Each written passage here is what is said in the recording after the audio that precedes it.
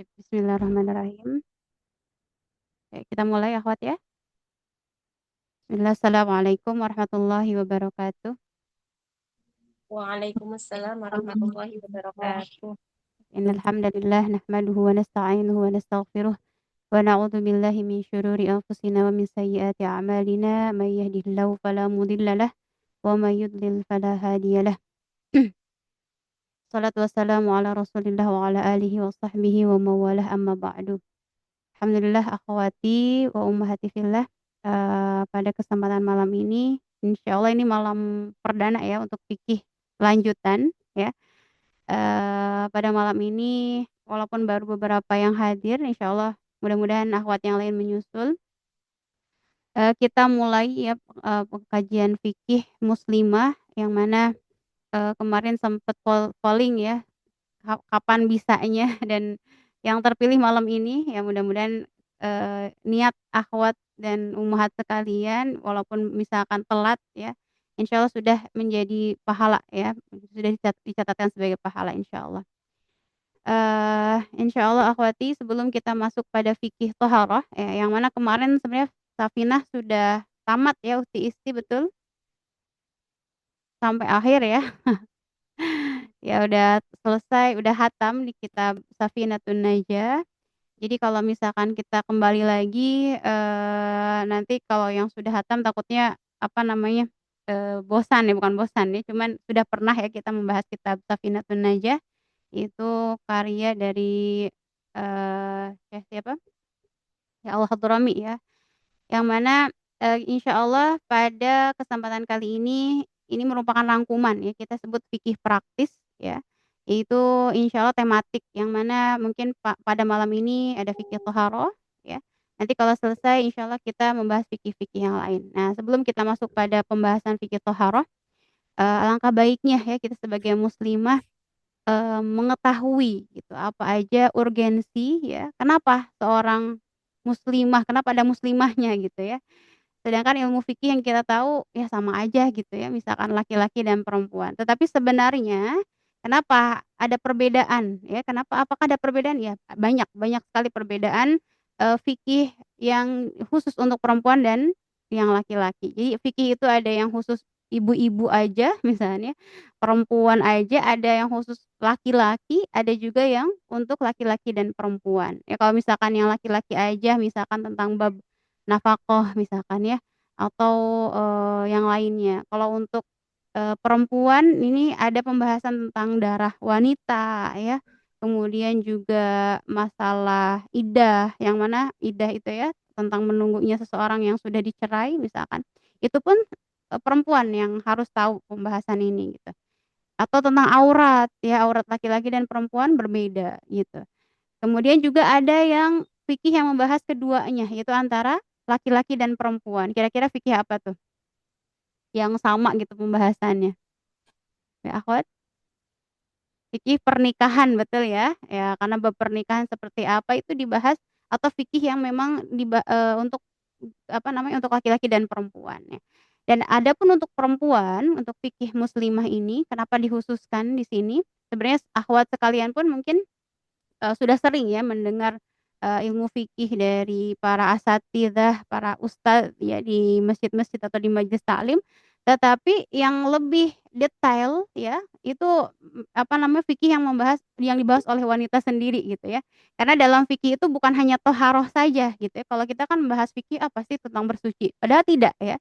Fikih itu luas, bahkan bukan hanya toharoh tetapi juga tentang apalagi tentang, warisan misalkan ya, tentang pengasuhan anak, itu pun dibahas di ilmu fikih gitu ya.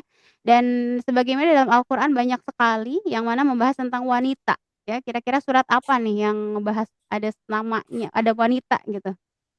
Surat apa Teh Tati? An-Nisa ya, Masya Allah. Nggak ada tuh surat Ar-Rijal, nggak ada ya, tapi Masya Allah, Allah sebut di situ ada An-Nisa. Kenapa? Karena dalam ayat pertama ada, disebut kata nisa ya, yang mana ayatnya, "A'udzubillahi minasyaitonirrajim, bismillahirrahmanirrahim.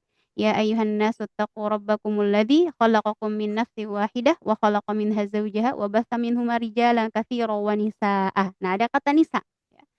Ya kemudian banyak sekali dalam Al-Qur'an membahas tentang fikih wanita, yang tadi tentang nisa sendiri itu Allah angkat ya, karena di zaman jahiliyah itu wanita itu seperti properti gitu, yang mana ketika ya contohnya misalkan dulu itu kalau ada seorang lelaki, seorang ayah menikahi seorang perempuan. Kemudian ketika, ayahnya meninggal, nah nanti si perempuannya bisa diwariskan untuk anaknya. Ya naudzubillah ya. Atau misalkan seorang ayah punya anak perempuan dinikahkan dengan seseorang, kemudian maharnya itu dinikmati oleh ayahnya gitu. Padahal kan dalam Islam kalau setelah datang agama Islam tidak seperti itu. Makanya, tentang fikih itu sudah dibahas dalam Al-Qur'an banyak sekali tentang menikah ya, tentang pernikahan, tentang masa iddah, kemudian tentang, menyusui ya, bahwa seorang perempuan itu menyusui anaknya selama haulain, selama 2 tahun gitu.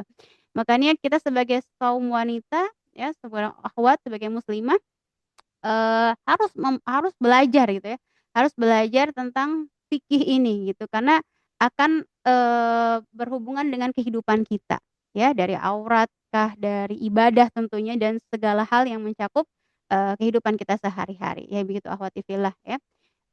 Dan masya Allah, untuk malam ini kita buka dengan fikih toharoh, dengan fikih toharoh. Saya coba rangkum ya akhwat ya, jadi, nggak banyak dalil ya, tapi kita langsung membahas poin-poinnya pada fikih toharoh di sini. Insyaallah pekan selanjutnya mudah-mudahan ya kita ada tema yang lain, misalkan fikih, berpakaian atau yang lainnya insyaallah. Baik. Ini kedengaran akhwat? Suara saya jelas? Jelas, jelas. Jelas ya, Jelas. alhamdulillah. Baik.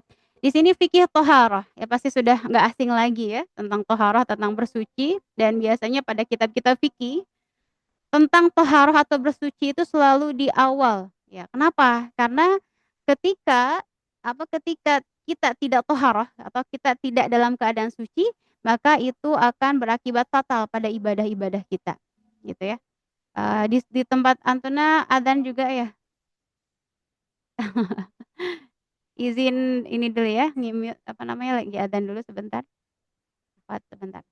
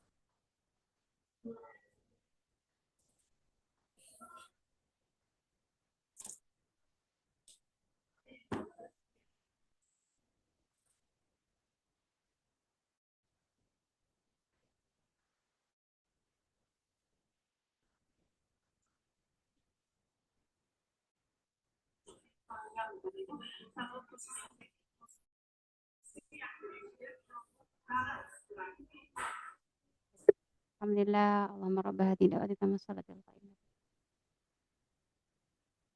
Alhamdulillah, udah Isya akhwat ya, nggak apa-apa, agak telat mungkin sholat Isyanya, nggak apa-apa Teteh? Ya nggak apa-apa. Insyaallah ya. Baik, kita apa namanya, kembali lagi ya pada slide pertama ini tentang fikih toharoh ya, yang tadi sudah dijelaskan bahwa pada kitab-kitab fikih itu yang paling pertama dibahas tentang toharoh, itu tentang bersuci. Karena tentang toharoh atau bersuci ini akan menentukan tentang syarah sahnya ibadah kita. Ya, apakah kita dalam keadaan suci atau tidak, nanti menentukan kalau misalkan tidak dalam keadaan suci maka tidak sah ibadahnya ya. Seperti itu. Baik, lanjut.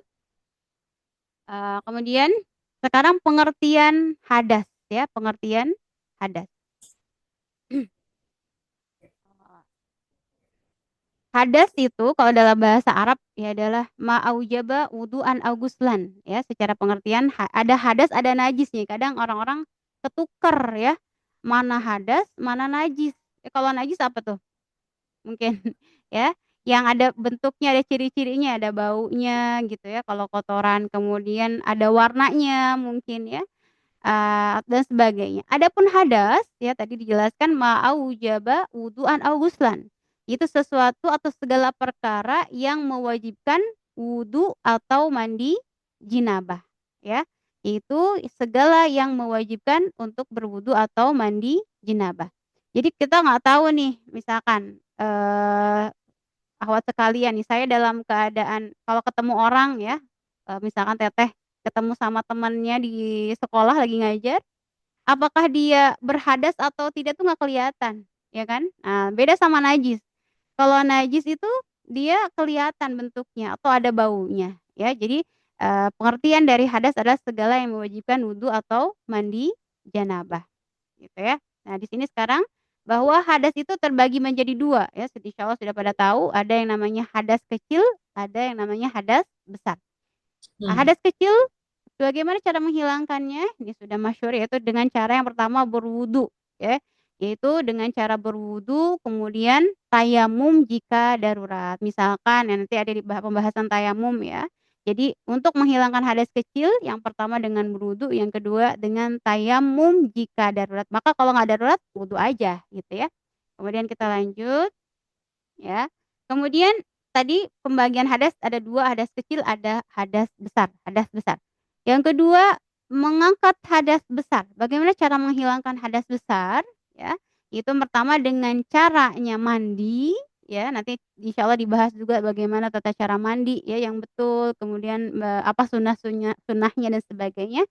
Dan kalau nggak bisa mandi, maka harus dengan tayamum jika darurat. Intinya kalau darurat, maka kalau nggak darurat, mandi, ya, seperti itu. Bisa difahami akhwat sekalian? Insyaallah ya. Kita Paham. lanjut, kalau kecepatan boleh kabari ya Mama Arum. Baik. Oke, di sini ada landasan hadis ya, landasan syariah, bagaimana tentang tata cara wudunya Rasulullah Shallallahu Alaihi Wasallam yang tadi yang mana di situ untuk menghilangkan hadas kecil. Nah, di sini saya izin membacakan hadisnya dari Humran Maula Utsman akhbarahu anna Utsman ibni Affan radhiyallahu anhu da'a biwadu'in ya. Ini hadisnya ya. Kemudian di sini ada artinya, akhwat. Ya, ada seorang Humron, seorang sahabat namanya Humron. Humron ini pembantunya Sayyidina Utsman, ya, yang mana dia menceritakan bahwa Utsman bin Affan radhiyallahu anhu pernah meminta air untuk wudu. Kemudian dia ingin berwudu, kemudian beliau membasuh kedua telapak tangannya 3 kali, kemudian berkumur-kumur, diiringi memasukkan air ke hidung, kemudian membasuh mukanya 3 kali, kemudian membasuh tangannya tangan kanan sampai ke siku 3 kali, kemudian mencuci tangan yang kiri seperti itu juga, kemudian mengusap kepala, kemudian membasuh kaki kanan sampai mata kaki 3 kali, kemudian kaki yang kiri seperti itu juga, yaitu dengan jumlahnya 3 kali. Kemudian Utsman berkata, aku melihat Rasulullah Shallallahu Alaihi Wasallam pernah berwudu seperti wuduku ini. Ya, kemudian beliau bersabda, barang siapa berwudu seperti wuduku ini, kemudian dia sholat 2 rakaat dengan khusyuk, maksudnya tidak memikirkan urusan dunia dan yang lainnya, maka Allah akan mengampuni dosa-dosanya yang telah lalu. Ya ini merupakan landasan atau dalil ya, yang mana di sini dijelaskan tentang bagaimana wudunya Rasulullah SAW. Walaupun di sini kan Sayyidina Utsman, iya, Tapi ketika Sayyidina Utsman mengatakan bahwa aku melihat Rasulullah berwudu seperti ini, maka yang diucapkan oleh Sayyidina Utsman itu merupakan hadis juga gitu ya. Walaupun di sini kan ucapan Utsman. Iya, tetapi ketika Sayyidina Utsman melihat Rasulullah, maka apa yang disebutkan oleh Sayyidina Utsman itu merupakan hadis. Gitu akhwat ya. Dan di sini dijelaskan bahwa Rasulullah mencuci tangannya tadi setiap anggota tubuhnya beliau mencuci dengan jumlah 3 kali basuhan gitu ya. Ini merupakan dalil 3 kali basuhan yang mana sama dengan dilakukannya oleh Rasulullah Shallallahu Alaihi Wasallam. Begitu akhwat. Baik. Kemudian di sini ada hadis yang kedua ya sebagai landasan karena kan kalau kita mau mengamalkan sesuatu harus sesuai dalil gitu ya. Nah ini ada dalilnya. Kemudian dalil yang kedua ini membasuh anggota wudhu juga. Nah, di sini hadis yang diriwayatkan oleh Ibnu Umar. Umar itu adalah anak dari Sayyidina Umar bin Khattab ya, yang mana beliau terkenal juga dengan ahli hadis dan banyak sekali meriwayatkan hadis sampai 2630 ya kalau nggak salah. Dan beliau juga meriwayatkan hadis tentang berwudu. Bagaimana wudunya Rasulullah sallallahu alaihi wasallam. Di sini dijelaskan qala Iya. tawadda Rasulullah sallallahu alaihi wasallam wahidatan wahidatan. Nah, di sini agak beda ya. Itu kata Sayyidina, Ibnu Umar bahwa Rasulullah berwudu satu kali ya. Kemudian dan beliau bersabda, "Ini adalah wudu orang yang salatnya tidak diterima oleh Allah kecuali dengannya." Kemudian beliau berwudu 2 kali dan bersabda, "Ini wudu yang bagus." Dan beliau berwudu 3 kali seraya bersabda, "Ini wudu yang sempurna." Jadi dalam hadis ini juga secara singkat bahwa Rasulullah pun pernah melakukan berapa kali? 1 kali. Jadi, pernah 3 kali, juga pernah 1 kali. Jadi dari sini nggak ada pertentangan dalam hadis ini. Melainkan kalau 3 kali itu lebih afdol, lebih utama, kalau 1 kali pun cukup, gitu ya. Kalau 1 kali cukup. Jadi ini disesuaikan dengan keadaan kita, akhwat. Kalau misalkan waktu kitanya banyak ya, misalkan untuk waktu sholat masih banyak ya, tidak sempit waktunya, maka sempurnakan wudunya dengan jumlah 3 kali, kan itu sunnah ya. Tapi kalau waktunya mepet misalkan ya, siapa, teteh misalkan ya, teh Tati perjalanan jauh misalkan ya, nyampe rumah mau sholat duhur tapi tinggal 5 menit lagi.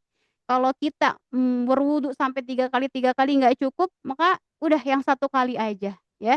Jadi melihat kondisi kalau waktunya banyak, maka sempurnakan 3 kali sesuai dengan sunnah. Tapi kalau waktunya sebentar cukup dengan 1 kali gitu ya, dan ini, hukumnya sah wudunya gitu. Jadi 1 atau 3 hukumnya sah. Seperti itu akhwat, disesuaikan dengan kondisinya. Baik, kemudian ya tadi sudah ya tentang hadis, 3 kali atau 1 kali. Sekarang masuk pada larangan yang, bagi yang berhadas kecil ya, yang mana tadi apa? Kalau berhadas kecil harus bagaimana menghilangkannya ya akhwat? Wudu dan Wudu, tayamum. Wudu Atau wudu dan tayamum tayamum kalau apa? Kalau darurat ada ya. darurat. Nah, darurat. sekarang kita misalkan, apa, kita dalam keadaan berhadas kecil nih. Kita belum berwudu, juga belum tayamum misalkan ya. Maka apa larangannya? Apa yang tidak boleh kita lakukan? Yang pertama adalah tidak boleh melaksanakan sholat. Tentunya kalau misalkan kita punya hadas, kekeh mau sholat tetap ya enggak sah sholatnya. Tidak diterima ya karena dalam keadaan berhadas. Kemudian yang kedua apalagi menyentuh mushaf ya, tidak boleh menyentuh mushaf. Kalau zaman dulu mungkin ya zaman Rasulullah SAW itu belum ada, mushaf kayak sekarang ya, langsung jadi buntel sebuntel gitu ya. Tapi di zaman Rasul udah ada loh selembaran-selembaran atau dibilang suhuf ya. Jadi kalau turun ayat, para sahabat langsung cekatan mereka menuliskan ayat tersebut ya, berceceran maksudnya tidak dikumpulkan dalam satu lembar, satu buntelan, melainkan para sahabat ada yang menulis di pelepah kurma, ya ada yang di kulit, ya ada apa lagi, pokoknya nggak seperti saat ini gitu, dan saat itu pun ketika zaman dulu pun suhuf itu pun tidak boleh disentuh untuk yang memiliki hadas kecil ya, di sini tidak boleh menyentuh mushaf. Kalau baca boleh ya, menyentuh mah nggak boleh. Kecuali dalam keadaan darurat, akhwat, ini pun dalam darurat mah boleh dipegang ya. Misalkan ada anak kecil bawa-bawa mushaf, bawa-bawa Quran nih misalkan ya. Gimana? Gimana nih? Boleh ya? Kita boleh mengambil misalkan kita dalam keadaan nggak berwudu, kita dalam keadaan hadas kecil, maka boleh mengambilnya karena darurat. Kenapa? Karena takut kalau mushaf dipegang sama anak kecil, nanti takutnya dia taruh sembarangan nih di bawah atau dia lempar ke tempat yang kotor gitu. Maka kalau dalam keadaan seperti itu kita boleh menyentuh mushafnya. Kemudian yang kedua, larangan bagi yang berhadas kecil tidak boleh tawaf ya, yang mana kita tahu tawaf ini baik itu tawaf, wajib atau tawaf sunnah ya, mengelilingi Ka'bah selama, sebanyak 7 kali. Kalau dalam keadaan berhadas kecil maka tidak sah tawafnya. Jadi misalkan akhwat mudah-mudahan ya insyaallah Allah berikan rezeki kita untuk bisa berziarah ke Masjidil Haram, ya amin ya rabbal alamin. Kalau Mhm. misalkan dalam keadaan tawaf kita punya hadas kecil ya, kita batal, maka jangan memaksakan, apa namanya, muter mata tawaf, nggak boleh karena nggak sah. Jadi harus bagaimana, harus berwudu dulu atau bersuci dulu, nanti dibahasnya, mungkin dengan wudunya seperti apa, gitu. Jadi ketika tawaf kenapa? Karena tawaf itu dihukumi sholat ya, kata Rasulullah Shallallahu Alaihi Wasallam bahwa tawaf itu seperti sholat. Kalau sholat dalam keadaan berhadas sah tidak? Tidak. Tidak, maka ketika tawaf pun sama ya, kebayang ya 7 kali putaran kita tawaf tiba-tiba batal ya. Tapi kata Rasulullah bedanya apa tawaf dengan sholat? Bedanya ya kalau samanya apa? Sama-sama harus dalam keadaan suci atau toharoh. Sedangkan bedanya kalau sholat itu tidak boleh sambil ngobrol ya, tapi kalau tawaf boleh sambil ngobrol. Maksudnya berbicara ya, wassalatu mantikon ya, ghairu mantik wa tawafu boleh mantik atau boleh sambil bicara gitu. Kalau misalkan kita ya, kita tawaf di putaran ke-3 misalkan batal, ya kalau kita batal, kita berwudu dulu ya. Balik lagi ya tinggal lanjutin aja putaran ke-4, ke-5, ke-6, sampai ke-7. Tapi beda dengan sholat. Kita lagi sholat tiba-tiba batal di rakaat ke-3. Lanjutin wudu dulu lanjutin apa dari awal Bunda sekalian? Awal. Dari awal ya, jadi beda juga, tapi yang samanya harus dilakukan sama-sama dalam keadaan bersuci atau bersih dari yang namanya hadas kecil ataupun hadas besar, gitu ya. Kemudian yang keempat, yang sedang berhadas kecil tidak, dilarang untuk khutbah Jumat untuk bapak-bapak ya. Jadi kalau misalkan seorang laki-laki menjadi khatib ketika Jumat, dia harus dalam keadaan suci atau tidak boleh dalam keadaan berhadas kecil. Baik, Suci. itu bisa difahami Bunda sekalian? Ada pertanyaan dulu? Cukup ya? Baik, kita lanjut ke slide selanjutnya, Bisa. syarat wudu. Nah, iya Bunda? Ya. Kita lanjut syarat wudu sekarang ya. Syarat-syarat wudu. Yang pertama, jadi intinya syarat itu sesuatu yang, di luar ya, bukan di dalam wudunya sendiri. Tetapi kalau satu syarat tidak ada, maka hukumnya tidak sah. Atau, kalau misalkan kita mau ke luar negeri, syaratnya apa, Bun? Harus ada paspor, misal harus ada visa misalkan. Kalau nggak ada, maka tidak bisa berangkat. Nah, begitupun dalam wudu ya. Kalau tidak ada salah satunya, maka tidak sah wudunya ya.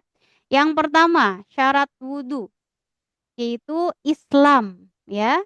Jadi kalau misalkan orang kafir mau wudu, walaupun wudunya benar, tidak sah wudunya. Kenapa? Kira-kira kenapa? Karena tidak Islam, gitu ya. Ya, Heeh. tidak Jadi Islam. bukan seorang muslim. Walaupun dia wudunya benar misalkan ya, tata caranya betul, tapi dia bukan muslim, maka tidak sah wudunya, gitu. Kemudian lanjut syarat kedua. Syarat kedua adalah mumayyiz, ya. Arti mumayyiz itu atau kita, sering dengar kata tamyiz ya.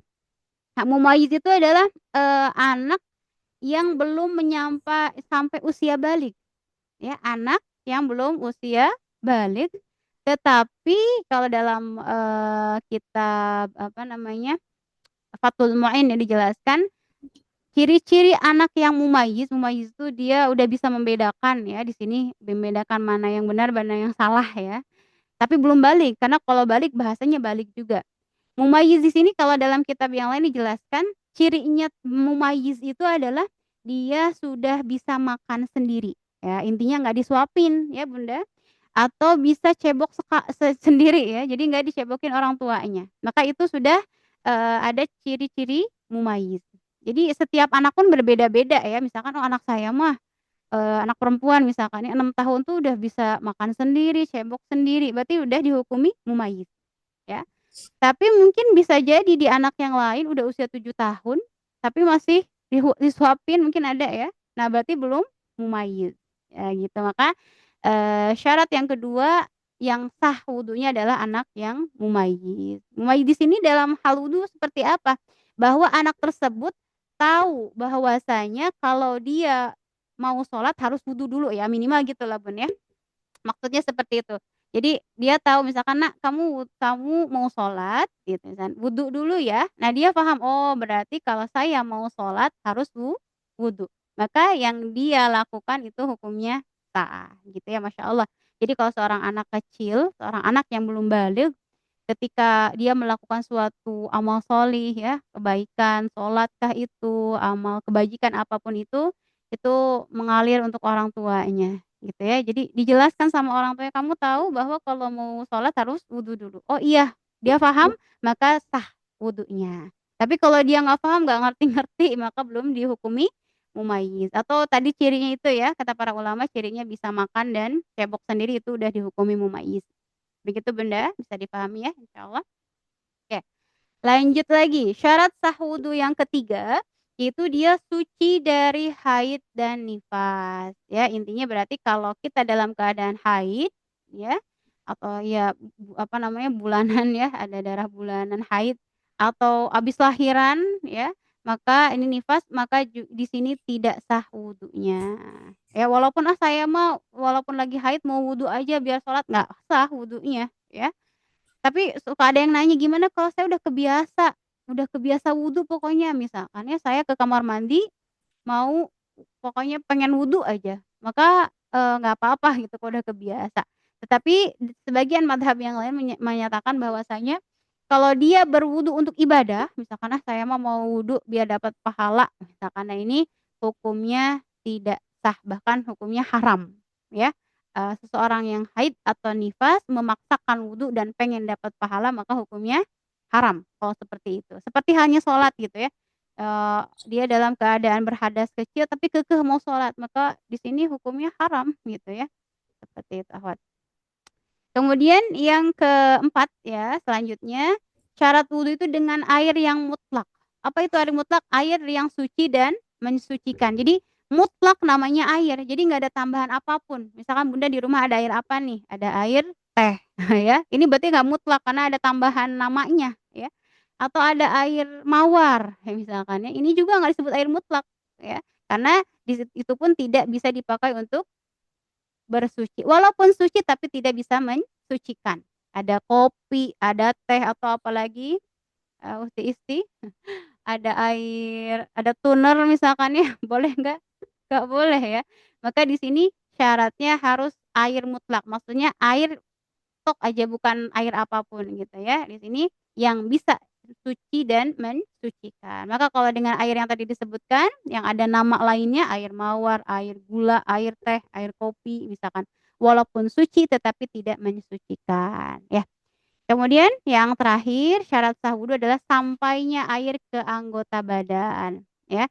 Nah, di sini akhwati fillah ini biasanya kaum perempuan juga nih ya, makanya ini, detail sekali tentang kaum perempuan. Ketika mau berwudu nih, kalau zaman sekarang Masya Allah ya, apa, make up aja ada yang waterproof ya, betul? Ada ya, bahkan lipstik juga ada katanya Bun ya? Katanya, saya nggak tahu. Katanya ada Ad- yang waterproof sampai nggak tembus air. Nah ini nggak kalau misalkan yang pakai seperti itu harus dibersihkan dulu ya, ketika dia wudu nggak bakal sah. Atau juga zaman sekarang ada kutek nih, kan kutek ya, kutek tuh kayak apa, ada apanya ya, ditempel gitu ya di kuku ya. Nah ini sebagian kutek itu memang yang, tidak menyerap kalau air apa namanya, kalau air dikucurkan nggak bakal tembus ke kuku. Nah ini akan menghalangi syarat atau menghalangi wudu kita sempurna. Ya makanya kalau pakai kutek atau pakai apa namanya, di mata tuh apa teh, Eyeliner. eyeliner heeh, kalau di apalagi nih, macem-macem ya, bulu mata palsu. Masya Allah ya kaum perempuan ini banyak sekali yang ditempelkan, maka ketika dia mau berwudu, wah ya nak ya harus dibersihkan dulu baru berwudu. Nggak bisa dia saya niat wudu walaupun misalkan pakai apa, make up-nya waterproof maka nggak sah wudunya, karena tidak menyerap air ke anggota badan. Di tangan, di kaki juga sama ya, kalau di kaki biasanya mungkin ibu-ibu ya, di rumah nginjek apa Bu? Ya, biasanya kadang nginjek nasi ya, kalau saya nasi nempel di kaki misalkan, ini dihilangkan dulu ya. Nah, ini sempat ada yang bertanya, gimana hukumnya kalau tai kuku nih di jari-jari ya? Nah, di sini ada khilaf, ada perbedaan para ulama membahas ini ya. Ada yang hukumnya nggak apa-apa kalau di kukunya ada apa? Ada tai kuku ya, karena dia bukan penghalang, karena dia bukan terbentuk dari keringat ya. Ya. Adapun ulama yang lain mengatakan kalau misalkan wudu dalam keadaan kukunya banyak kotorannya, maka tidak sah, ya. Adapun kalau misalkan adonan nih Bunda sekalian. Halo? Jelas ya? Internet terputus. Jelas Bunda sekalian? Jelas. Jelas ya. Adapun tentang ini ya, Ahwat, kalau Bunda yang di dapur suka masak, apa namanya, yang pakai adonan gitu ya. Nah ini, kalau adonan yang nempel di kuku, nah ini ulama mengatakan itu menghalangi sampainya air juga ke tangan, maka harus dibersihkan dulu sampai sempurna baru berwudu gitu. Karena kalau misalkan ada anggota tubuhnya yang, tertutup ya, misalkan kayak kayak misalkan di tangannya ada, pakai lakban misalkan ya, atau plastik yang menghalangi kulit kita, maka tidak sah wudunya, harus dihilangkan Double dulu. tip kayak gitu nggak Heeh, bisa, double Ustazah. double tip iya, double tip juga, karena itu, membuat tidak menyerapnya air ya, heeh. Tapi kalau henna, nah kalau henna mah beda sama kutek ya Bunda, ya kalau henna kan, nggak kayak apa namanya, dia menyerap ya, menyerap air ke kulit, maka tidak apa-apa. Begitu, itu syarat sah wudu. Kalau misalkan ada salah satunya maka tidak sah wudunya. Misalkan tidak Islam, naudzubillah ya, orang kafir atau yang tidak mumayyiz atau dia dalam keadaan haid dan nifas atau dia memakai air yang tidak suci, bukan memakai air mutlak atau ada menghalangi di tubuhnya maka wudunya tidak sah saat itu. Baik, bisa difahami Bunda sekalian? Insyaallah Nah, ya. Baik, kita lanjut lagi. Nah, sekarang rukun wudu ya, rukun. Apa itu rukun? Ya. Di sini rukun itu sesuatu yang wajib ya, maksudnya rukun itu sesuatu yang wajib dibasuh ketika berwudu atau apa-apa, apa yang diwajibkan dalam berwudu, ya. Di dalam bahasa Arab itu ada wudu, ada wadhu ya, Bunda ya. Kalau wudu pekerjaannya, nah tapi kalau wadhu adalah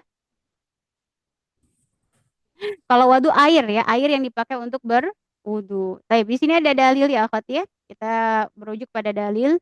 Yang pertama dalil Al-Qur'an dan dalil hadis. Karena ketika kita melakukan sesuatu ya dan insya Allah misalkan kita yakin ya di sini udah ada apa namanya? Udah ada poin-poinnya dari para ulama kita ikuti. Nah, tapi ada dalil, ada banyak sekali dalil-dalilnya. Tapi kalau kita baca satu persatu kayaknya nggak bakal cukup ya. Ini dia dalil Al-Qur'an ya dalam surah Al-Maidah ayat 6, a'udzubillahi minasyaitonirrajim. Ya ayyuhalladzina amanu idza qumtum ilas sholati faghsilu wujuhakum wa aydiyakum ilal marafiq wamsahu bi ru'usikum wa arjulakum ilal ka'bayn. Ini ayat apa Al-Maidah ayat 6. Insyaallah udah pada hafal ya.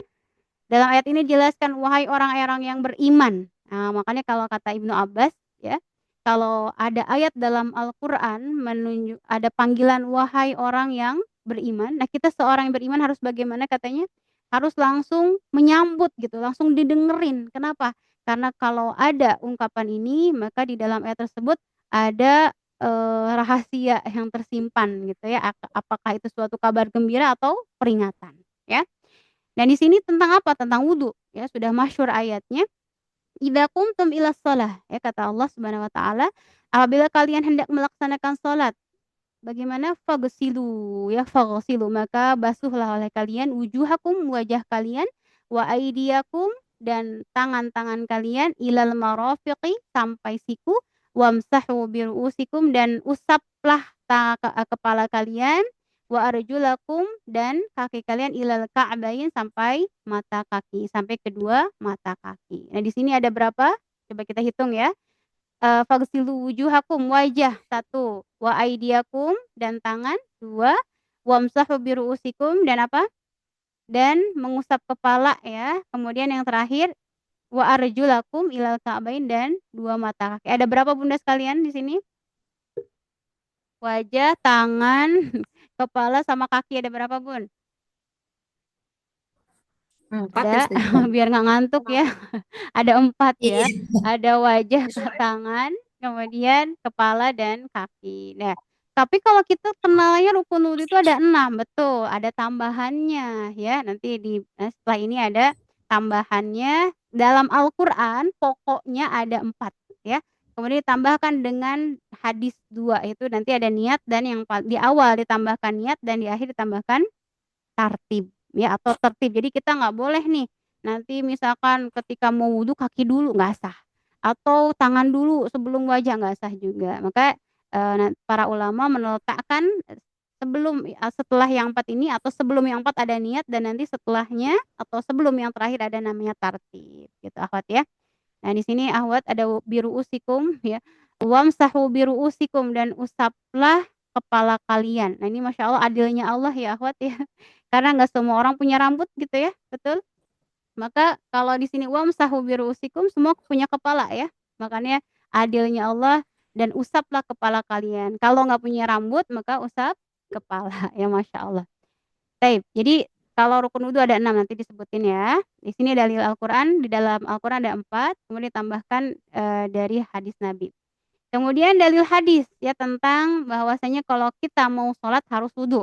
Ya, hadisnya ini kalau kalau Nabi SAW, Nabi Muhammad SAW bersabda, la yaqbalullahu sholata ahadikum idza ahdatsa hatta yatawaddoa. Kata Rasulullah, tidak akan diterima atau Allah tidak akan menerima salat ahadikum salat kalian salah satu dari kalian idza ahdatsa apabila berhadas hatta yatawaddoa sehingga berwudu. Maka di sini hadas apa yang dimaksud? Kecil apa besar? Kecil. Ahwat kecil kan berwudu ya. Nah, ini Iya. dalilnya. Jadi intinya dalam hadis ini kalau mau sholat wudu gitu ya. Kalau kita dalam keadaan berhadas. Ini ada dalilnya, boleh dihafal Bunda sekalian ya. Baik, kita lanjut. Eh, Nah, sekarang rukun wudu ya. Ada 6, semuanya ada 6. Tadi dalam Al-Qur'an ada berapa? Empat. Ada 4 ya. Oke, sekarang ada tambahannya. Tambahannya itu dikuatkan oleh hadis-hadis Nabi ya. Itu tadi yang pertama kan membasuh wajah. Tadi awal sekarang ditambahkan dengan niat ya, niat berwudu. Itu ketika kita mau berwudu maka harus berniat terlebih dahulu. Yang mana pelaksanaan niat wudu dalam hati berbarengan ketika membasuh wajah ya, Hot ya. Jadi ini berdasarkan dalil yang sudah masyhur yang mana kata Nabi Shallallahu alaihi wasallam, "Innamal a'malu binniyat wa innamal likulli imri'in ma nawa." Ya kata Rasulullah bahwa sahnya setiap amal itu dengan niatnya. Jadi ini yang membedakan niat itu membedakan antara suatu kebiasaan dengan ibadah. Gitu ya. Kita misalkan lagi panas, panas banget ya, jam 12 siang misalkan lagi panas-panasnya, cuci muka aja. Nah, dalam hatinya pengen dingin aja biar adem. Berbeda ketika kita ngambil air untuk berwudu, ya tentunya di situ akan mendapatkan pahala, ya. Makanya yang membedakan antara suatu adah atau suatu kebiasaan dengan ibadah yaitu dengan niat. Begitupun ketika kita mau berwudu maka jangan lupa untuk berniat. Niat apa? Ya niat wudu, ya niat wudu. Kapan berniat wudu? Itu ketika kita melakukan wudhu tersebut atau berbarengan dengan anggota badan yang pertama kali dibasuh, berarti wajah ya. Nah, sebagai pendapat mengatakan kalau mau biar apa namanya niatnya benar-benar mantap ya, maka ucapkan di lisan ya, suka ada ya, mungkin nawaitul wudu'a misalkan ya, lirafil hadatsil asghari lillahi ta'ala ada ya. Saya berniat wudhu untuk menghilangkan hadas kecil karena Allah. Boleh seperti itu boleh, untuk memantapkan. Jadi kita lafadzkan, kemudian kita tapi bukan hanya melafalkan saja gitu ya. Karena tempatnya berniat itu dalam hati, ya. Jadi dilafalkan itu boleh, tapi yang sesungguhnya niat berada di dalam hati. Jadi ketika kita membasuh muka, ya, membasuh muka di dalam hati itu sambil berniat, saya berniat untuk berwudu menghilangkan hadas kecil. Jadi jangan salah paham ya. Karena sebagian orang kan saya udah niat dengan lafadz nawaitul wudu'a, tapi dia lupa ketika dia membasuh muka untuk berniat juga ketika itu, ya. Jadi kapan niat berwudu? Itu ketika membasuh anggota badan yang paling pertama dibasuh yaitu wajah. Pelaksanaan niat wudu dalam hati berbarengan ketika membasuh wajah gitu ya. Jadi mengambil air ya, kemudian sambil airnya dikemukain itu di situ kita berniat. Begitu akhwat. Kemudian yang kedua ya, yang kedua adalah membasuh wajah ya. Tadi berbarengan sama niat itu ya. Nah, membasuh wajah, kalau wajah itu dari mana? Ya kata para ulama, min mana bitisyar ila tahtadzaqan. Itu dari mulai tumbuhnya rambut ya. Bunda sekalian boleh sambil pegang kepalanya ya. Dia pegang sebelah mana tumbuh rambut tadi tuh. Itu paling atas adalah batasan atas kepala ya. Nah, itu wajah, apaan wajah. Tempat tumbuhnya rambut yang paling atas, kemudian watah tadzaqan itu kalau kita pegang dagu. Oke, saya izin buka kamera Bunda ya. Baik, nggak ada Ikhwan ya di sini, muslimah semua. Baik. Lihat akhwat. Oke, kurang bawah ya. Nah, mana bitu syar itu sebelah sini ya. Nah, kemudian tahtadzaqan itu kalau kita pegang dagu ada tulang. Nah, ini batasan bawahnya wajah gitu. Kemudian kalau secara lebar itu kalau sebelum telinga nih ada daging ya, sebelum telinga ada daging di sini. Nah, itu adalah batasan lebarnya. Kalau secara ke atas tul panjangnya yaitu dari mulai tumbuh rambut, bawahnya tahta dakon atau tulang bawah dagu ya. Kemudian secara lebar sebelum telinga ya. Kulit sebelum telinga itu adalah secara lebarnya. Itu ya, itu yang perlu dibasuh akhwat ketika berwudu. Ini kameranya kurang bersahabat ya. Baik. Bisa difahami untuk batasan wajah insya Allah ya, secara horizontalnya mana dari tumbuh rambut hingga dagu bagian bawah yang tulangnya nih terasa ya. Kalau secara lebarnya apa dari kulit atau apa namanya kulit yang sebelum telinga itulah ya. Jadi ketika berwudu itu berarti lebar ya. Semua wajah atau semua wajah kita harus terbasuh dengan air. Kalau belum sempurna ambil air lagi gitu ya, ambil air lagi sampai terbasuh semuanya. Begitu. Sampai sini insya Allah bisa dipahami ya. Insya Insya Allah. Allah. Kemudian yang ketiga. Oke. Yang ketiga, yaitu membasuh kedua tangan hingga siku. Jadi bukan tangan depannya doang ya atau yang zahirnya aja, tapi sampai bagian siku. Ya. Dalam membasuh tangan seluruh kulit ya. Kemudian di tangan ada apa tuh? Ada kulit, ada kuku, kemudian apalagi ada rambut mulai ujung jari hingga siku semuanya harus terbasuh ya, termasuk kulit di bawah kuku ya. Jadi usahakan ketika kita mau berwudu, yakinkan dulu di kuku kita nggak ada kotoran atau tidak ada yang menghalangi tembusnya air ya. Maka membasuh kedua tangan sampai siku gitu. Seperti itu akhwat. Yang keempat, mengusap sebagian kepala ya. Nah, di sini ada perbedaan pendapat segimana ya. Segimana mengusap rambut kepala atau apakah semuanya gitu ya? Atau ada yang bilang setengahnya, ada yang bilang gimana? Seperempatnya. Kalau Bunda sekalian segimana nih kalau cuci membasuh kepala? Teh Tati segimana? Setengah Ustazah. Setengah. Yang lain ada yang seperempatnya? Macam-macam ya, berbeda-beda. Nah, di sini Para ulama pun berbeda pendapat Ada ya yang tentang sampai belakang gitu ya. sampai belakang. Bunda Mama Arum sampai belakang.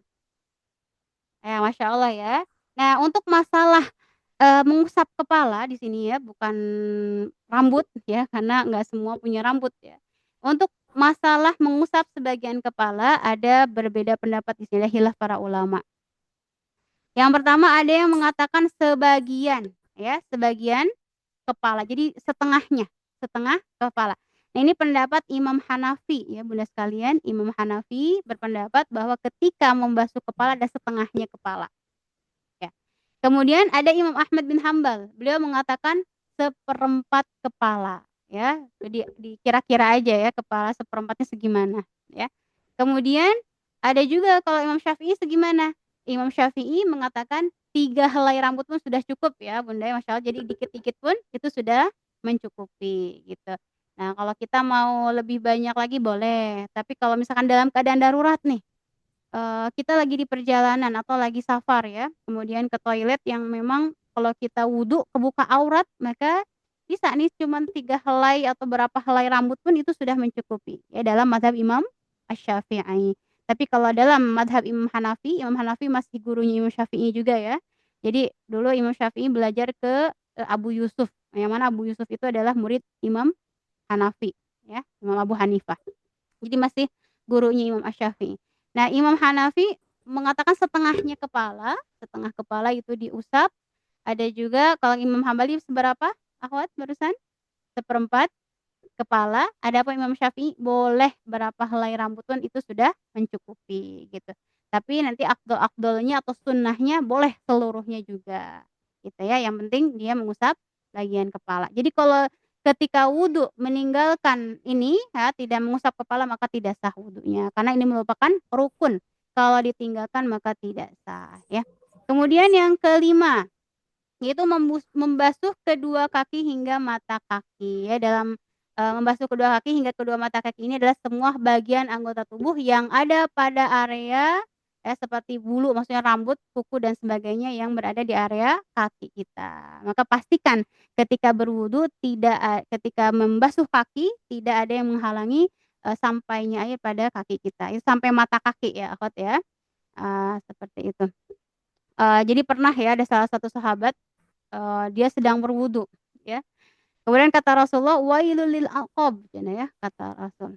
Celakalah itu tuh mata kaki. Dia wudu lagi. Terus kata Rasul, "Celakalah itu mata kaki." Kemudian berwudu lagi. Tetap salah. Kemudian sahabat bertanya, "Kenapa ya Rasul?" katanya. Kemudian kata Rasul, "Itu cuci ya mata kakinya." Jadi dia cuman kucek-kucek mungkinnya bawah, telapak kaki tanpa membasuh mata kaki, gitu. Makanya ketika membasuh kaki, perhatikan harus sampai kedua mata kakinya juga. Bahkan nanti disebutkan di sunnahnya ya, sunnah wudu, itu sampai betis juga boleh. Boleh ya, Masya Allah ya, kalau pengen sempurna lagi, lebih sempurna. Kemudian yang terakhir pada rukun wudu yaitu adalah tertib. Ya, apa itu tertib? Adalah melakukan kegiatan wudu secara berurutan ya.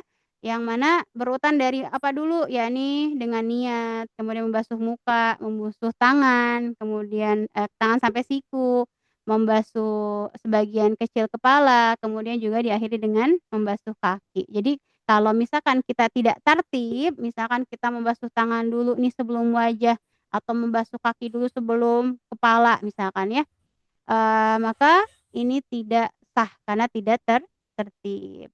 Begitu akhwat, ini rukun wudu yang perlu diperhatikan. Ini cuma 6 aja dikit ya, cuma 6. Jadi kalau kita dalam keadaan darurat tidak memungkinkan untuk misalkan kan ada kumur-kumur, ada cuci apalagi akhwat?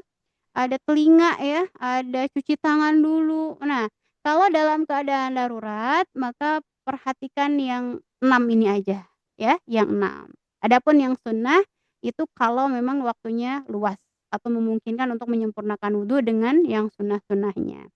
Begitu. Sampai sini akhwati, ada, bisa difahami atau kecepatan tidak?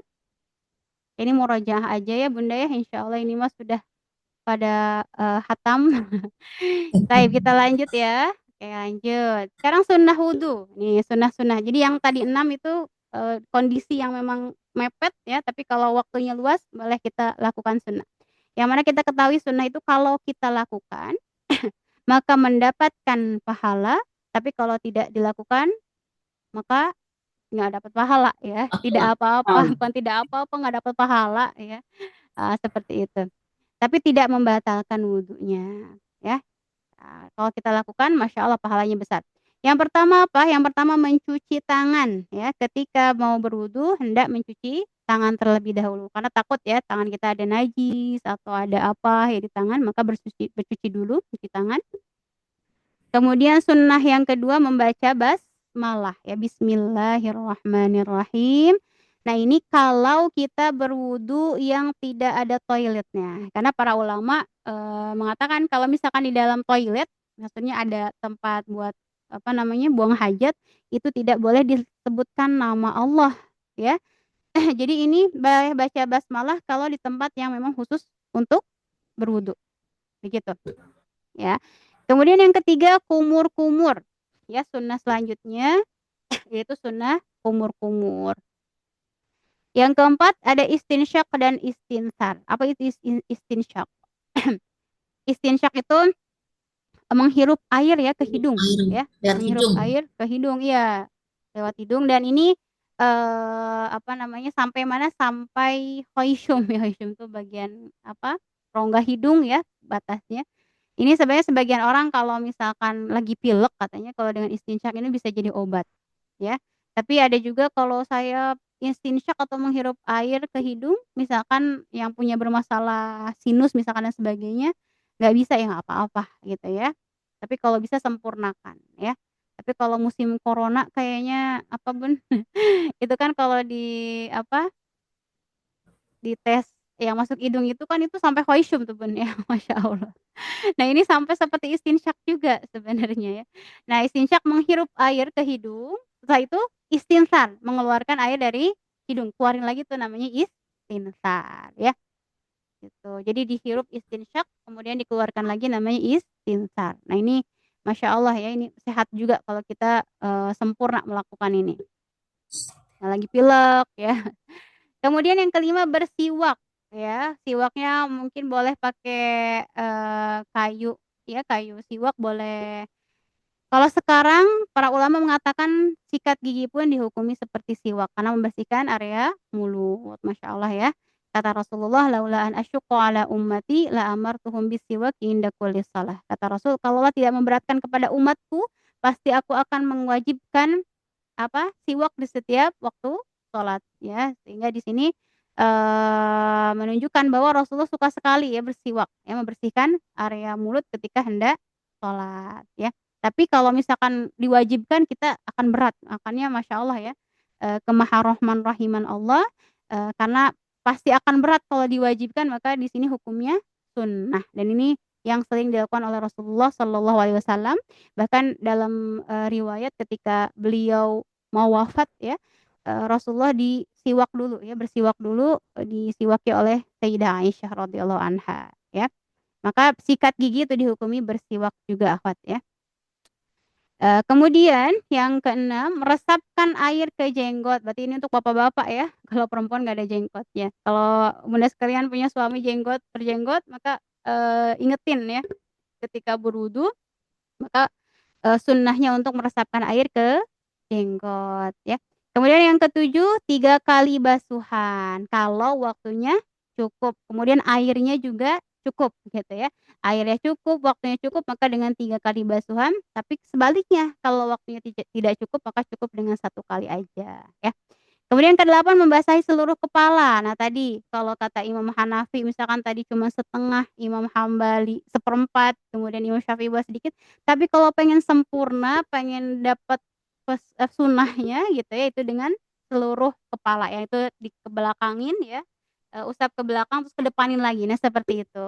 Ini sunnahnya semuanya. Tapi kalau mepet maka boleh sedikit aja bagi orang-orang yang mengikuti mazhab Imam Asy-Syafi'i. Gitu.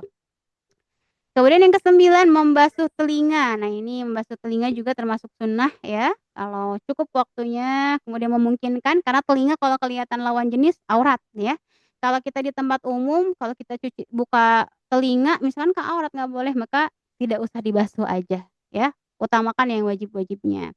Kemudian ke-10 mendahulukan yang kanan, tayamun ya dalam hadis disebutkan bahwa Rasulullah selalu menyukai yang kanan. Sehingga dalam wudhu pun Rasulullah mendahulukan yang kanan, tangan kanan dulu baru yang kiri. Kemudian kaki kanan dulu, kemudian kaki kiri. Telinga juga telinga kanan dulu kemudian telinga kiri ya seperti itu. Kemudian akhwati fillah, yang selanjutnya gurron muhajjalin. Ya, maksudnya apa? Ya, dalam hadis disebutkan bahwa nanti ketika di hari kiamat ada hamba-hamba Allah yang mana wajahnya seperti kuda, maksud kuda afwan ya, maksudnya wajahnya bercahaya ya, ya wajahnya bercahaya. Kalau gurron itu sebenarnya nama kuda yang wajahnya cakep banget gitu ya, tapi di sini dinisbatkan pada wajah-wajah yang bercahaya di hari kiamat. Itu siapa yang bercahaya itu? Yaitu mereka yang ketika berwudu mereka menyempurnakan dengan melebihkan batasannya. Contohnya misalkan ya, dia membasuh kaki sampai betis ya, kemudian membasuh tangannya enggak cuma sampai sikut, tapi sampai atas sikunya juga gitu ya. Di apa namanya, disempurnakan sehingga ketika hari kiamat wajahnya glowing lah, bahasa kita glowing, cantik, kalau perempuan, laki-laki, cakep gitu ya. Nah, ini ghurran muhajjalin itu menyempurnakan wudu sampai ke atasnya lagi. Kalau batasan wajibnya sampai siku, dia sampai betis ya. Kalau tangan sampai siku dia ke atasin lagi gitu ya, seperti itu. Yang ke-12 adalah mualah. Mualah itu dalam artian dia berturut-turut gitu ya. Jadi ketika dia berwudu tidak menunggu anggota tubuhnya kering. Misalkan dia udah cuci muka ya, langsung mau membasuh tangan. Jadi nggak nunggu dulu, misalkan ngapain dulu, main HP dulu gitu ya. Atau sampai kering misalkan dia ngapain dulu.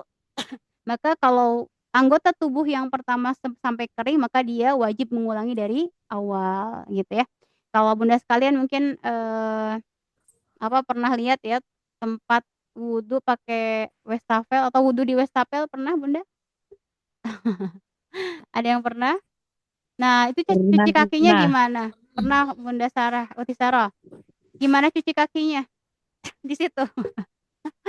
Ya, jangan ya nanti Itu ngangkat kaki gitu. toilet. Toilet. Iya, ke toilet ya cari. Nah, ini boleh ya, tapi jangan sampai Toilet ya. memaksakan ya, di wastafel cuci wudu, tangan, kaki tangan, muka udah, kemudian kaki diangkat, enggak ya, jangan memaksakan gitu. Boleh cuci kaki di toilet asalkan tidak sampai kering ya. Misalkan toilet jauh banget ya, sampai perjalanan berapa menit sampai kering, nah ini nggak boleh dari awal lagi ya. Selagi anggota tubuh kita masih basah, misalkan udah nih cuci muka udah, tangan udah, tinggal kaki. Ketika mencuci kaki dan anggota sebelumnya masih basah, maka tinggal cuci kaki aja. Berarti kalau udah keburu kering, dari awal lagi wudunya gitu ya. Jadi harus mualah, berkesinambungan ya bahasa kita ya, berlanjut, berturut-turut. Gak boleh terselang dengan apapun juga. Kecuali kalau misalkan keburu kering dari awal lagi gitu ya. Kemudian sunnah yang terakhir adalah berdoa. Ada yang hafal doanya? Ya, doanya asyhadu alla ilaha illallah wa asyhadu anna muhammadar Wa rasulullah. asyhadu anna Abduhu wa rasuluh. Allahumma ij'alni minat tawabin waj'alni minal Allahumma ij'alni mutatahhirin. Nah, ini minat disunahkan ya. tawwabin Ketika sudah wudu kita berdoa kepada Allah. Dan tadi bahwasanya dalam hadis Sayyidina Utsman ya, katanya barang siapa yang berwudu seperti wudunya Rasulullah, maka dia akan diampuni dosanya. Masya Allah ya. Kita nggak kerasa ya, bahkan ketika kita wudu tuh kita sedang menghilangkan, membersihkan diri kita dari dosa-dosa ya. Sehingga wudu itu kalau udah wudu kita disunahin apa? Udah berdoa ya. Ada namanya sholat syukur. Syukur apa? Syukur wudu ya, wudu. supaya dilaksanain ya. Nah, yang mana di situ sebagai tanda syukur kita kenapa? Karena pemantapan bahwa setelah kita wudu, kita udah bersih dari dosa, kita pun bersyukur dengan wudu tersebut kita diampuni dosanya oleh Allah Subhanahu wa taala. Kemudian juga ketika dia lanjut dengan berdoa tadi, Allahumma ij'alni minat tawwabin, ya Allah jadikan aku dari orang-orang yang bertaubat, ya waj'alni minal mutatahhirin, dan menjadi orang-orang yang bersuci gitu ya, disempurnakan dengan berdoa juga dengan salat syukur wudu. Begitu akhwati. Ya sunnah-sunnah wudu yang kalau memang waktunya cukup laksanakan ya. Baik, ini waktunya cukup akhwati, jam 8.24 ya. 6 menit lagi ya, izin 6 menit lagi. Kemudian pembatal wudu sekarang. Apa aja yang membatalkan wudu yang disepakati para ulama? Para ulama sepakat nih, kalau wudu kalau kita dalam keadaan wudu batalnya dengan apa? Yang pertama, keluar sesuatu dari kemaluan atau kemaluan depan atau belakang ya, 2 lubang belakang depan. Baik itu maaf misalkan buang angin atau, buang air kecil dan sebagainya, ini sepakat para ulama itu membatalkan wudu gitu. Jadi kalau Bunda sekalian, lagi sholat keluar angin ya maka batal wudunya, jangan dilanjutin ya. Atau kalau lagi sholat nggak kuat pengen buang angin, gimana Bun? Tahan apa hempaskan? Lepaskan. Lepaskan aja ya. Daripada nahan-nahan, ini hukumnya makruh ya Bunda ya. Lepaskan. Nahan-nahan. Kenapa sayang banget, padahal ini aja batalin wudu lagi nggak apa-apa ya. Karena orang-orang yang menjaga wudunya, insya Allah nanti di hari kiamat tuh wajahnya bercahaya seperti bulan, masya Allah. Jadi kalau udah batal, wudu lagi nggak apa-apa. Kalau udah di perut udah nggak enak, batal aja nggak apa-apa ya. Nah, jadi sepakat para ulama kalau ada yang keluar dari kemaluan depan atau bawah depan belakang, maka itu membatalkan wudu ya, sepakat semuanya. Yang kedua, tidur pulas ya, tibra ya Bunda. Kalau bahasa Sunda tibra, atau kalau tibra itu, pulas itu ada tandanya ya, apa tandanya? Ngorok ya, ada ngorok, maka ini atau sudah mimpi Itu ini membatalkan wudu, ya membatalkan wudu. Nah, kecuali kalau dia tidurnya sambil duduk, ya duduk mutamakin, ya panceg ya. Kemudian dia tidak menyender ke tiang atau apalagi nyender ke temennya. Kalau dia tidur sambil nyender-nyender, ya, maka ketika dia tidur ini batal, ya. Heeh. Tapi kalau dia tidur pulas, tapi dalam keadaan duduknya dengan apa bahasanya ya Teh ya, pancing teh apa ya Teteh, seperti itu ya, maka itu tidak membatalkan. Karena Rasulullah Tegak. pernah apa Teh? Taim. Yang ketiga hilang Tegak. akal. Hilang akal tuh baik itu karena pingsan ya, ada orang udah wudu pingsan, ya udah batal wudunya. Atau maaf ada orang yang, gila ya, gilanya bentar doang, nggak inget apa-apa, itu pun membatalkan wudu. Ini 3 yang disepakati para ulama tentang pembatal wudu. Sekarang ada yang tidak disepakati atau ada perbedaan afwan, ada perbedaan para ulama apakah ini membatalkan atau tidak. Nah, di sini pembatalan yang diperselisihkan para ulama. Yang pertama, najis yang keluar dari selain kemaluan. Nah, kan tadi kalau yang keluar dari kemaluan sepakat semua batal ya. Tapi kalau misalkan keluar dari selain kemaluan, contohnya, kalau misalkan darah najis apa enggak? Bunda sekalian, darah najis? Najis ya. Darah najis, nanah? Najis kalau juga. Nah di nah di sini tentang najis tentang sesuatu yang keluar dari selain kemaluan dan najis, untuk pendapat Imam Hanafi, ini hukumnya batal ya, hukumnya batal. Tapi pendapat mazhab yang lain hukumnya tidak batal. Jadi cuma satu ya, tentang nomor satu ini. Kalau keluar dari selain kemaluan, untuk Imam Hanafi membatalkan, misalkan ada darah keluar dari tangan atau dari kaki keluar nanah, ya itu kan najis. Nah ini tidak membatalkan tetapi najis, maka dihilangkan, dibasuh aja. Karena najis tidak membatalkan, ya. Begitu akhwat. Yang kedua, menyentuh kemaluan. Nah, di sini kalau dalam mazhab Syafi'i, menyentuh kemaluan dengan telapak tangan ini hukumnya batal. Kemaluan siapa? Maaf ya, bukan kemaluan diri sendiri aja, tetapi anak kita misalkan ya. Bunda sekalian udah wudu nih, anak kita misalkan ya pengen cebok. Nah, Bunda cebokin, udah batal wudunya kita ya, wudu kita batal, maka wudu kembali. Kalau pakai telapak tangan. Tapi kalau bagaimana hukumnya kalau pakai sarung sarung tangan apa namanya yang plastik itu? Apa nama aslinya? Nah itu nggak apa-apa Bun ya, pendapat sebagian ulama nggak apa-apa pakai kayak buat apa Bun, ya dari bahan plastik ya atau karet itu, maka ini tidak membatalkan, ya. Gitu, akhwat. Kemudian menyentuh lawan jenis. Nah, ini nih Bunda sekalian. Perselisihan para ulama nih. Menyentuh lawan jenis ya yang udah balik, udah wudu, udah balik kemudian dia bersentuhan dengan lawan jenisnya. Kalau kata mazhab Imam Hanafi, ya Bunda boleh diingat ya Imam Hanafi, beliau mengatakan menyentuh lawan jenis itu hukumnya tidak batal. Wah, ya tidak batal baik itu ada syahwat ataupun ada syahwat. Pendapat pertama. Pendapat kedua yaitu pendapat Imam Ahmad bin Hambal atau kita sebut Imam Hambali dan Imam Malik mengatakan batal kalau memakai syahwat, ada keinginan hati gitu, suka misalkan ya. Kalau ada keinginan atau ada syahwat maka hukumnya batal. Pendapat ketiga itu mazhab Imam Syafi'i ini ya. Kalau kita pegang mazhab Imam Syafi'i, kata beliau hukumnya batal mau pakai syahwat ataupun tidak pakai syahwat. Ya, ada berapa pendapat Bunda sekalian tentang menyentuh lawan jenis? Ada 3 ya. Yang satu 3 pendapat. 3 pendapat. Yang satu mengatakan nggak batal sama sekali mau pakai syahwat atau tidak. Pendapat kedua batal kalau pakai syahwat. Yang ketiga Imam Syafi'i mau pakai syahwat atau tidak hukumnya tetap batal. Ya, kalau yang bersentuhan tangan, afwan, kulit kulit ketemu kulit. Jadi kalau kuku ketemu kuku batal nggak Bun? Mama Arum batal nggak kuku ketemu kuku? Enggak ya, Enggak kan? enggak, karena kulit ya, ya. Atau Iya, Bunda misalkan rambutnya Rambut. dipegang ya, kan kalau sama suami batal nggak? batal. Batal. Kenapa? Karena suami bukan mahram. Suami itu bukan mahram. Mahram itu apa artinya? Mahram itu yang haram dinikahi. Afwan, yang haram dinikahi. Kalau suami haram dinikahi enggak? Menikah. Enggak, ya. Mahram itu haram dinikahi ya.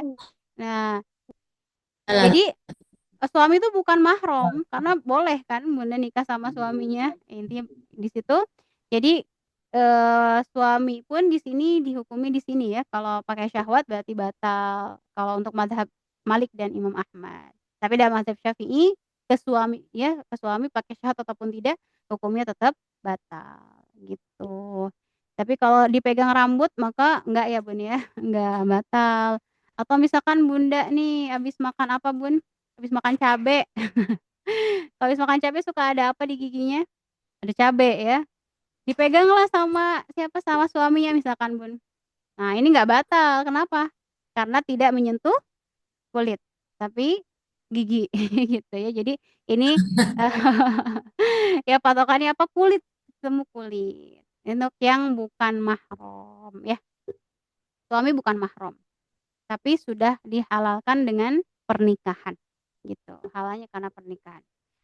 Kemudian yang keempat memakan daging unta. Nah, makan daging unta pendapat Imam Hanafi, ya Masya Allah memang beliau apa ya, imam madhab paling awal ya. Jadi paling tua banget atau wallahu alam. Kenapa suka beda sendiri ya Imam Hanafi? Karena mungkin hadis-hadisnya belum sampai. Tidak seperti apa kemajuan zaman sekarang, hadis itu dengan mudah sampainya gitu ya. Sehingga Imam Hanafi banyak berbeda dengan pendapat madhab yang lain. Kalau mau makan daging unta, kata Imam Hanafi, batal, batal wudunya, ya maka harus wudu lagi. Adapun 3 madhab, Imam Malik, Imam Ahmad bin Hambal, Imam Syafi'i mengatakan tidak batal kalau makan daging unta. Karena yang Unta. dihukumi itu yang keluar bukan yang masuk. Jadi kalau ada yang keluar dari tubuh itu yang jadi permasalahan, tapi kalau yang masuk nggak jadi permasalahan, intinya gitu ya. Itu secara logisnya ya seperti itu. Jadi cuma satu yang berbeda itu Imam Hanafi saja dalam hal memakan daging unta. Oke, sampai sini Bunda sekalian, ada pertanyaan? Oke, di sini kayaknya karena waktunya sudah cukup ya. Dan tadinya kalau waktunya cukup kita selesaikan bab taharah karena cuma 3 ya. Taharah itu wudu, mandi janabah dan apa? Dan tayamum. Nah, tapi karena waktunya sudah habis, insyaallah kita lanjut di pekan depan tentang mandi janabah dan tayamum insyaallah. Sebelum kita tutup mungkin Bunda sekalian ada pertanyaan terlebih dahulu, silahkan. Maaf Ustazah tadi saya telat masuk. Ini kitabnya apa ya? Kitabnya apa? Ini saya rangkum dari beberapa kitab Usti ya, dari Safina, dari Fathul Qorib, juga dari beberapa kitab Bidayatul Mujtahid juga ada. Ya. Jadi di apa namanya? Fikih praktis lah ya, seperti itu. Biar insya Allah rencananya tadi satu tema ya, satu malam satu tema biar selesai ya, cepat selesainya gitu sih. Ringkasan Masya Allah. saja. Barakallahu fiki. Betul Ustazah. Afwan. Yang lain Ahwati tentang toharo? Kalau nggak ada pertanyaan ya silahkan Mama Arum. Adakah soal? Yang Uti Isti, Teh Lela, Uti Wiwit, Ahlan Uti Wiwit. Siap ya, mungkin nggak ada pertanyaan. Insya Allah kita bertemu pekan depan nih. Mudah-mudahan Allah berikan umur panjang, kesehatan, dan keluasan dalam segala halnya, dan diberikan Amin. keistiqomahan, dan kita yakini bahwasanya kata Rasulullah SAW, mencari ilmu itu dari mulai buayan sampai kita sampai dijemput ajal kita nanti ya. Jadi semoga tetap istiqomah dan saling mengingatkan, saling berwasiat dalam kebaikan. Barakallahu fikun akhwati. Mohon maaf atas segala kekurangan. Kebaikan hanya dari Allah, kekurangan dari kebodohan saya sendiri. Naktafi bihadzal qadar wa nadullah ta'ala naktatim bidoa kafaratul majlis. Subhanakallahumma wa bihamdika asyhadu an la ilaha illa anta astaghfiruka wa atubu ilaik. Alhamdulillahi rabbil alamin. Assalamualaikum warahmatullahi wabarakatuh. Waalaikumsalam. Warahmatullahi Syukran wabarakatuh. Ustazah. Jazakillah khairan Ustazah. Jazakumullah khairan wa iyyakunna akhwati.